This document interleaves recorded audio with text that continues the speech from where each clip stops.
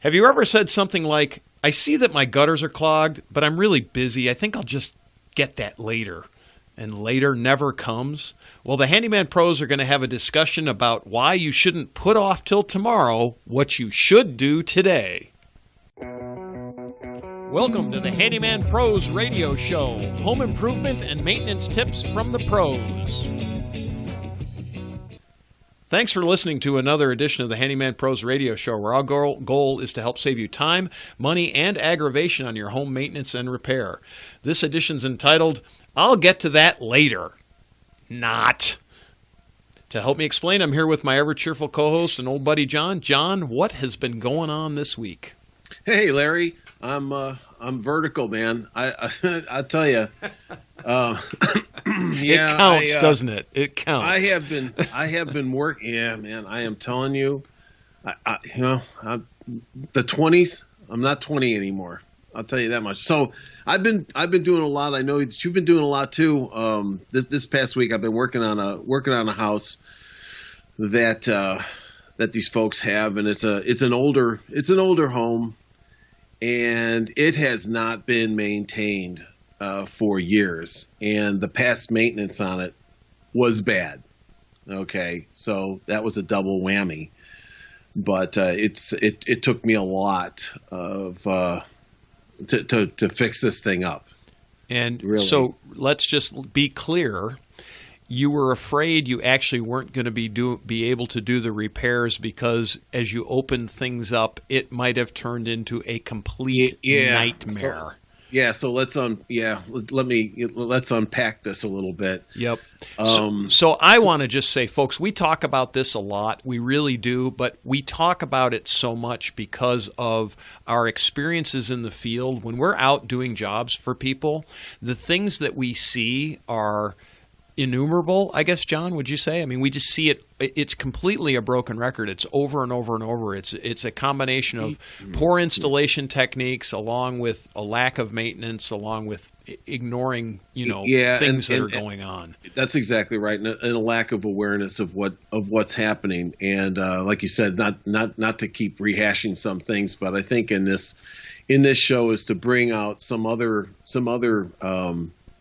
instances here. Case in points that you might as the listeners out there, you might want to be looking at in your home as we go through this, because the consequences of not doing it, as we've talked about in some other shows, is it's not good. It's not good. So I thought let's just start with the old cause and effect, right, John? I mean, what is it Newton said? For every action there's an equal and opposite reaction, right? If you do this, then that will happen, or if you don't do this, then that will happen, right? Yeah. And we see these things in your home largely. A lot of these problems cause what I call a cumulative problem, right? So if you ignore it today, it's not that big a deal. But through time, it becomes worse and worse and worse. Right. And many times, as you know, and we discuss this constantly, but we keep discussing it because we're trying to change the way people approach their homes. Some of these problems just keep adding up. And what happens lots of times is it happens where you don't see it. And that's when it gets really expensive, right? Right. And we actually did a little tip on, looking under your appliances for this very reason, because a lot of people don't. And I've worked on flooring that from dripping appliances that people don't know. Now, what I'm about to tell you from my experience this last week, was on the exterior of the home, but it actually was intruding on the interior. But it was so bad that, like you were mentioning, that I didn't know how far this thing was really going to go. And consequently, how expensive it could get, right? Well, it didn't. It didn't. That's the good news, right? Yeah, it didn't. Unfortunately, it was really bad. So delve into some of those, John. Let's talk about some specifics. So one of the things that I found, here's what I found was that it was an older home. It was a one-story home, and so consequently, for me, I was like, up on the ladder, not a big deal. But I looked in one corner where the gutters meet on a 90, and there's been a big, I don't know if there's rats or a squirrel chewed through the shingles into the house, and there's a great big hole in there on the overhang of the front door, and it had rotted away, of course, the wood underneath the shingles and the fascia. And the board below it, that was kind of the ceiling to the little front porch, and it was just a mess. And it was really quite the mess. Now, the other thing I did find about that, now that's bad enough, right? Okay, that to leave a big hole like that go. But the other thing I found was, and you mentioned earlier, was incorrectly installed things, was the gutters. When I looked around on the house, most of the gutters seem to have been like replacement gutters, and they might have been, maybe 20 years old. And the gutters were installed outside with the outside of the shingles. You follow me? The shingles were not rolled into the gutters. Yeah, so the gutters were actually attached on top of the shingles. Would you say that's the case? That's right. So the shingles were hanging down against the fascia, and then the gutters were installed, and so the water was running down behind the gutter onto the fascia. Right. Which is an incorrect installation, folks. Remember, water is supposed to run over the top of the gutter and into the gutter, not behind the gutter. So just so you understand it. Exactly. And to boot, the gutters were those nailed-on gutters, right? And now all the nails, of course, are all loose. So the gutters are pulling away from the house. So now the water's really running down the fascia. And there's junk getting behind there, like pine straw, leaves, all kinds of stuff, and it's pushing the gutter out further and further away from the fascia and just holding the water, the fascia board, and just holding the water against there. And it was, it was just short of taking down every gutter on the whole house and replacing all the fascia boards. They didn't want to do that. They had to repair some things for purposes of what this house what they're going to do with it, but. I replaced a lot of boards on that behind the gutters. Yeah, and would you say that you didn't do all of you? Well, you just did say you didn't do all of the repairs that technically should have been done. Would you agree with that? If you were to bring that house back up, that's what I would say. That whole thing would have to be all the fascia boards would have to be out of there. Yeah, really do it. So let's just lay this scenario out, John. Let's just tell people what it is. So this is an older home that's owned by an elderly, or was owned by an elderly couple. It's still owned by the mother, and it's in an area in Atlanta where really all of the neighborhoods are in, we call it the tear down rebuild mode, right? Would you agree with that? It'll be basically a knockdown, because on both sides of the house are $1.5 million homes, right? And this is a little old house, probably built in the early '60s, and they just wanted to get some time out of it yet, and then probably rip it down, right? So that's the reason that they didn't. That's the reason they want to go rebuild, full. Right.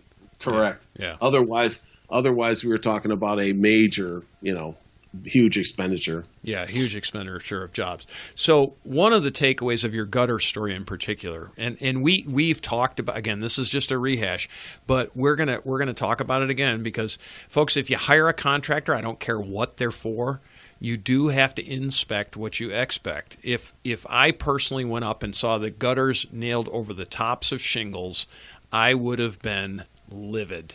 I mean, livid.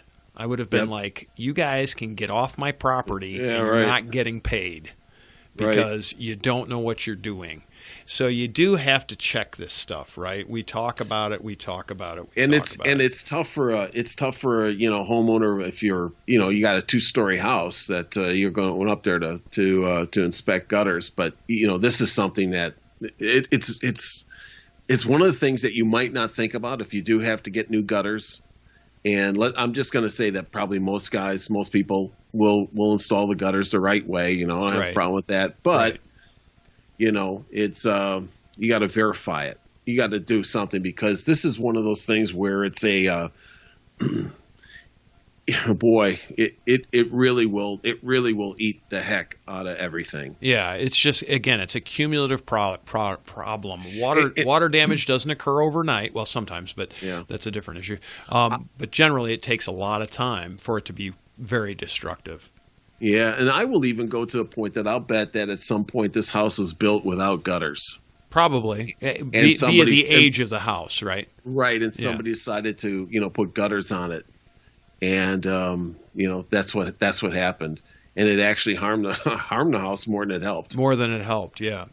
So so you wanted me to recount my roofing story from the week. So I actually got a call from one of my customers, and we've had quite a bit of rain here in Atlanta in the past couple of weeks, and they've had this little roofing leak. This was a house that had been fully remodeled about 2 years ago, and they raised the roof on the house. It's no big deal. I mean, they did it, but a very expensive remodel on this house. Well, they've had this little leak, but it only happens when it really rains hard, right? So I'm like, all right, well, I'll do I'm not I'm enough of a roofing guy to know that I know when I don't know.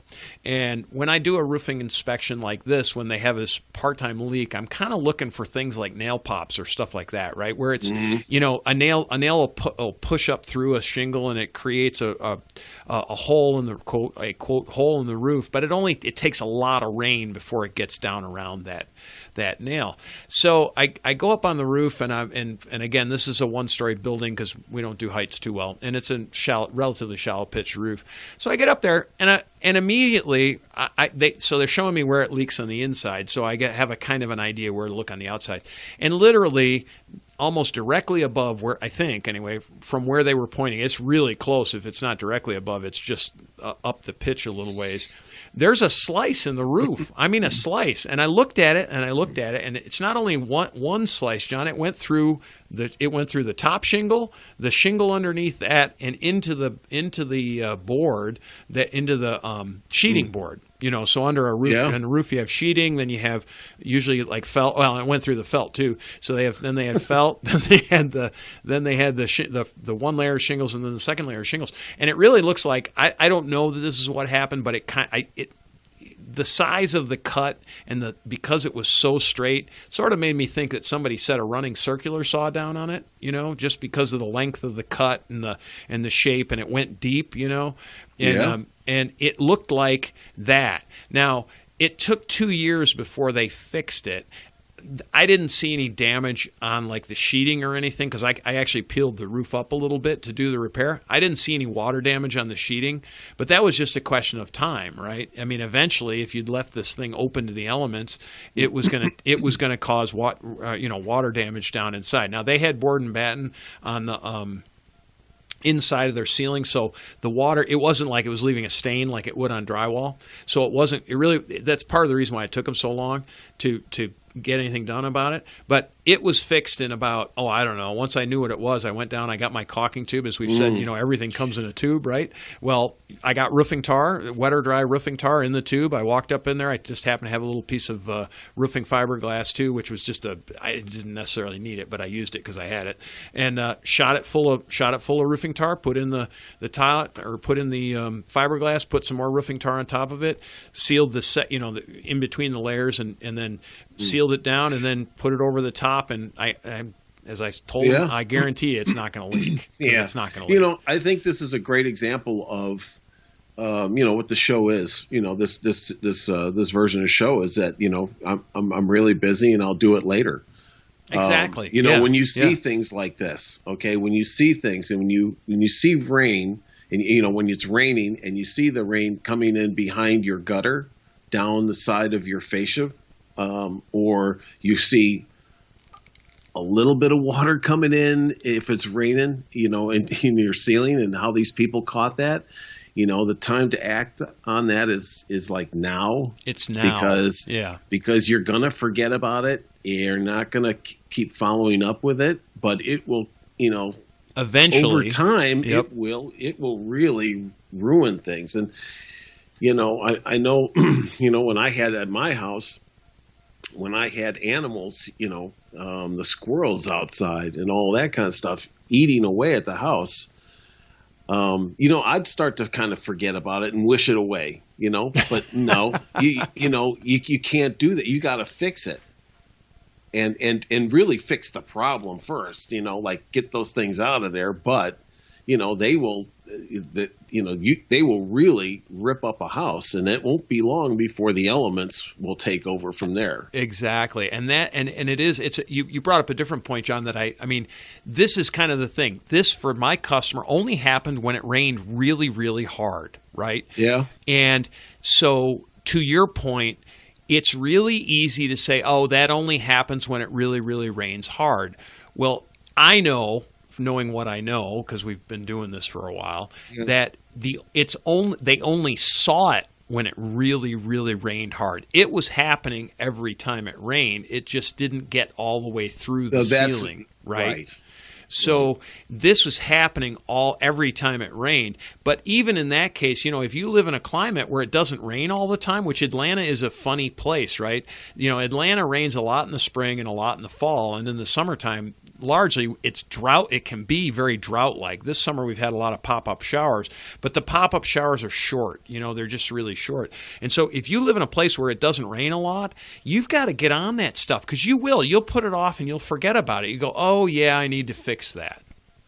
And then you never take action. You don't pick up the phone and call your handyman or your roofer or whomever, and and at least get a diagnosis on it. And one other thing that you said too that's really good, and we talk about this all the time, but John and I are both root cause guys, right? So we're root cause guys, meaning what's the actual problem, right? So there's a symptom, but that's not necessarily the problem. Right, it's the cause can be cascading, where you have one problem leads to another problem that leads to what shows, right?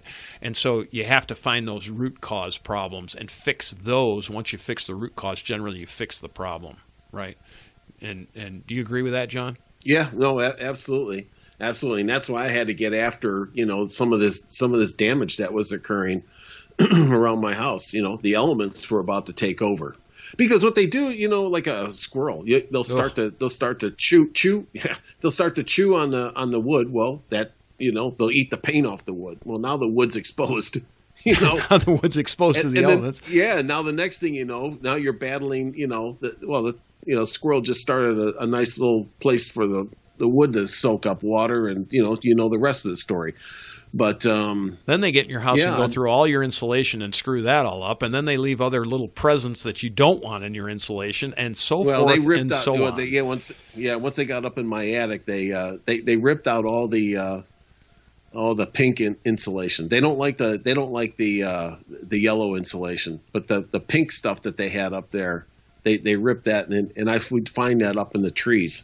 Yeah, isn't that interesting? The top of the trees, they've ripped that out of my house, and anyways, I digress on that. But these are, folks, the things that you want to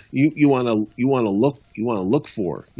When it rains, get up and take a look at the inside of your attic for those stains and things like that. Yeah, for stains, just do an internal inspection. You can see where there's a leak. And even if it's a really slow leak, if it's just a nail, like through a nail, it'll leave a dark stain around that nail. You'll see it. You'll know it. If everything looks clean, you're in pretty good shape. I did want to relate one other story, John, and this just happened to be. This was at one of the houses I was working on this week. I walked into the house. This is a house that was built in 2015, so I guess it's about 5 years old. Very, very nice house. And as I'm walking in, I look down at the driveway, and they'd had the driveway cleaned in the not too distant past, because the driveway was brilliant white. I mean, I hate to say it, concrete. And in Atlanta, to have brilliant white concrete means you cleaned it probably within a month. But what I notice is, as I'm walking along, I noticed 3 holes in the concrete. 2 of the holes were not through the concrete, meaning they were just kind of like surface holes.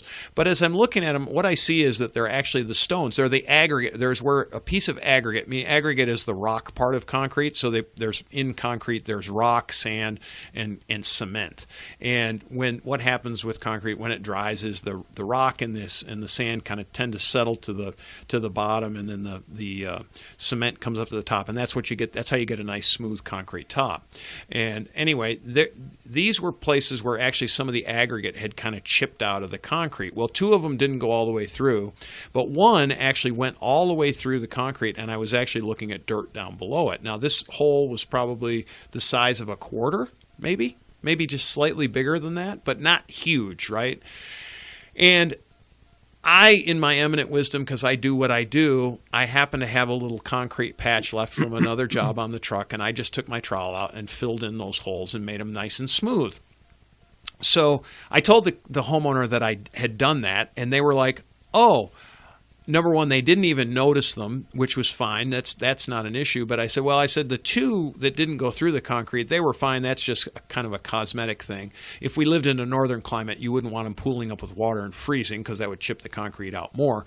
But in the south here, it doesn't freeze that much, so we don't worry about that. But the one that went all the way through, that one was a critical one, because what happens here in Georgia, and John, you know this because you've experienced this, water runs in there, it gets in, and it'll actually wash the bed out underneath the concrete slab.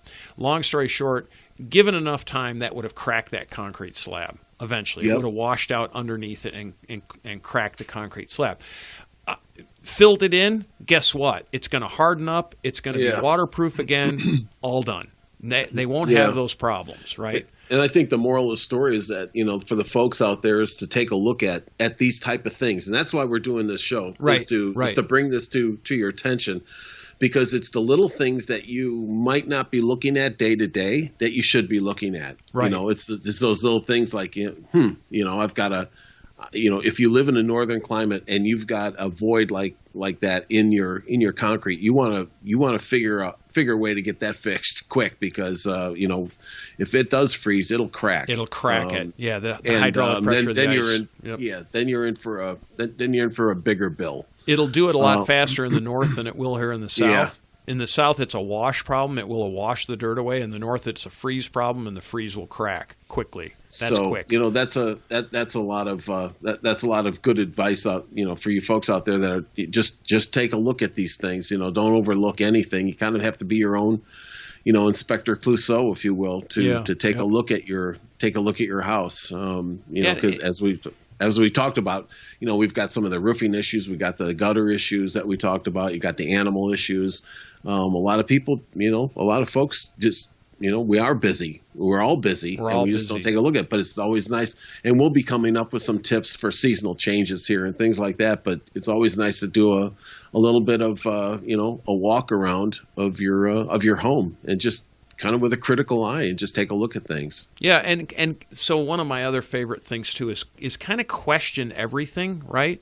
Like, why is that way? Is always a good question to say. Why is it that way? And is it supposed to be that way? And that, folks, if you're not experienced, as John and I, we've got lots of experience doing this kind of stuff. But if you're not experienced, look at your neighbor's house. I mean, even if just look at other things, like how did they do it? And kind of just be observational and look and go, mine doesn't look like that. Is that right or not?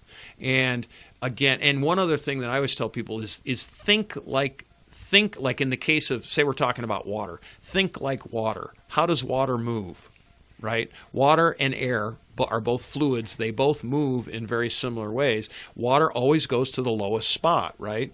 Air goes depending on the air, but air will move through things. And if you feel a breeze somewhere, you might need to block that breeze. You might need to put a little insulation in there or something. You can feel it. Water will always flow to the lowest spot. Am I supposed to have puddles in my lawn? Mm-hmm. Right? I mean, just as an example, that actually came from this same house. They have a bit of a drainage problem. We're going to address this in the future, but they have a bit of a drainage problem at the house, and it just has to do with they have a low spot in their lawn, and it actually is. Yesterday we were there. It was about 95 out, and the lawn was wet. And when I mean wet, I mean mucky. Wet, like muddy. Yeah, it's awful. Yeah, and it's so forth and so on. And there's but there's ways to fix that. It's not difficult, but is that ground supposed to be wet? Well, the short answer is not really. And so is the juice worth the squeeze to fix it? In this case, in the lawn is a little different than elsewhere in your house. But if you're looking at something on the side of your house, is it supposed to be that way? Same thing with animals. Like you're talking about your squirrels, John. Are my gutters supposed to be chewed up like that? Or is my fascia board supposed to be chewed up like that? Or, anything, right? John, you related a story about a hornet's nest when you were cutting the bushes, right? Am I supposed to be hearing that hum when I'm next to my bushes? Yeah, right. Nope. That was something you don't want to you don't want to tangle with, and the folks out there who have, you know what I'm talking about. And so it's exactly it that goes back to just being observant, which I wasn't. But well, you were quickly thereafter. Yeah, I sure was. But it's still it's all those things. I actually saw the bullet that got me on this one. Yeah, so. Right. So it's just some things about, go out and be observational and question things. Is it supposed to be that way? Because, and if not, Uncle Google can give you a tremendous amount of information. So can YouTube. You can learn a tremendous amount of things both on Google and YouTube, right? I mean, you have to admit. So, John. So I think this is once again, I think for the folks out there is to take a look at to be observant and take a look at these things, because just what I've experienced in this last 3 days, and that's kind of why we wanted to bring this to you, was that it really, this thing didn't have to be that way. I was working on some older shutters that weren't so bad. I was so surprised, but if any of you folks out there have some of that wrought iron fence, or decorative stuff that's been painted black, and over the time it's just rust. I mean, it's really, keep your eye on stuff like that. You could save yourself a whole lot of time and trouble by just taking care of it and not letting things go. Yep. And actually, it's funny, on this same house, this 2015 house, you're talking about the black iron railing. This was going down their stairs. Now, she asked me about that. She said, how do I get rid of this? And I gave her a couple of different suggestions, which there's a couple of different ways. We probably could do a show on doing metal, John, on how to repair rusty metal. But anyway, I gave her a couple of the different tips that I know work, and to fix that. And then I did explain to her too that it's actually good to take care of this, because when it rusts off eventually, which I told her was 10 or 15 years down the road, it's very difficult because of the way it was sent in the core of the concrete. I said it's not a simple repair. It becomes a complicated repair at that point. And some of this stuff, you just kind of, if you can head it off, you get as much out of it as you can, and then you're going to have to replace it. But again, you just don't go, whatever, whatever, I'll get to it when I get to it. And folks, we're not trying to load you up with a million things to do, but what we're just telling you is just get kind of proactive on stuff, just get it taken care of. At least put it on a to-do list. Put it on that to-do list.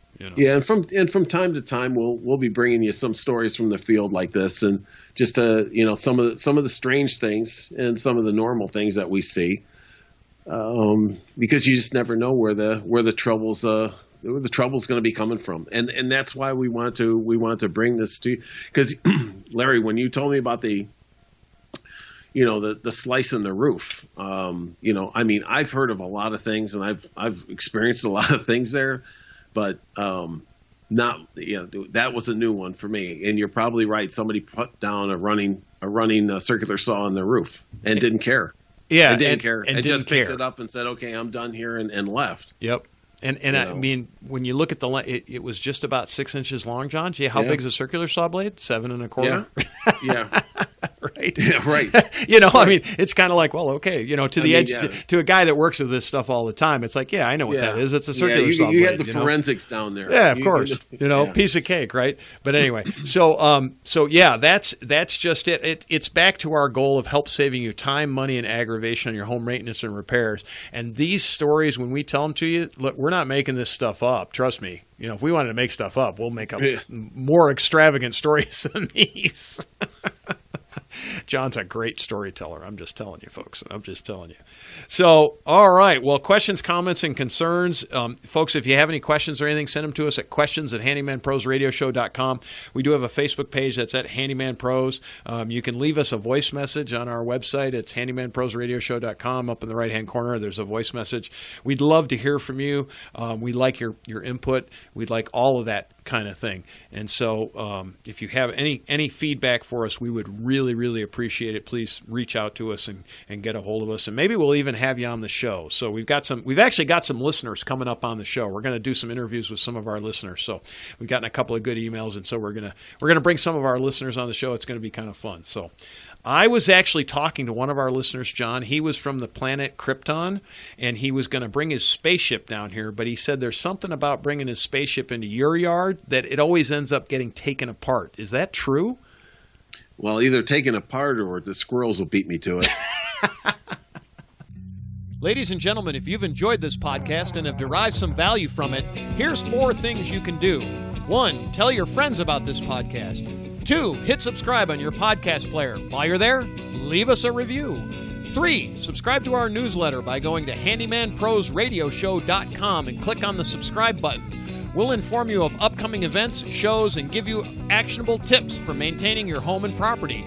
And 4, send us an email with your questions to questions@handymanprosradioshow.com. That's handymanprosradioshow.com. That's our show for this week. Thanks for listening. We'll see you next week on the Handyman Pros Radio Show.